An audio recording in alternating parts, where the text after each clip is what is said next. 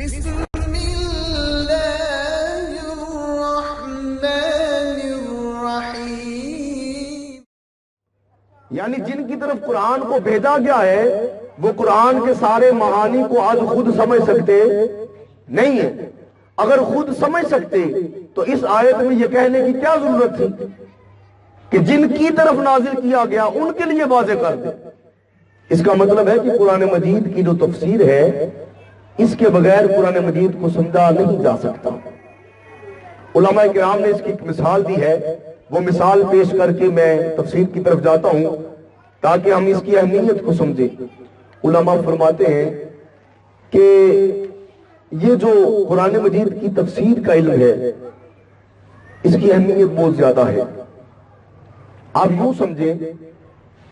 کہ اگر کسی شخص کو قرآن مجید کی تفسیر کا علم نہیں ہے، وہ قرآن مجید کی تفسیر نہیں جانتا، تو اس کی مثال اس شخص کی طرح ہے کہ جس کے پاس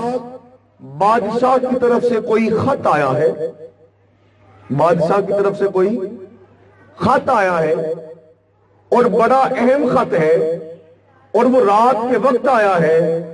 اب وہ خط تو اس کے ہاتھ میں ہے مگر وہ چراغ اور وہ بلب جس کی روشنی میں اس نے اس خط کو پڑھنا ہے، اگر تفسیر نہیں جانتا تو وہ اس چراغ اور بلب سے خالی ہے، دور ہے۔ اس لیے تفسیر چراغ کی حیثیت رکھتی ہے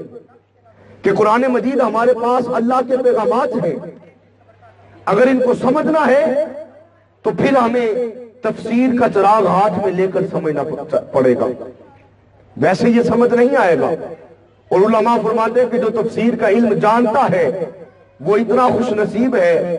اور وہ اس خوش بخت انسان کی طرح ہے کہ جس کے پاس بادشاہ کی طرف سے خط آیا ہے اور رات کا وقت ہے، خط میں بڑی ضروری باتیں لکھی ہیں، وہ خط کو پڑھنے کے لیے چراغ سے خالی نہیں بلکہ اس کے ہاتھ میں چراغ ہے۔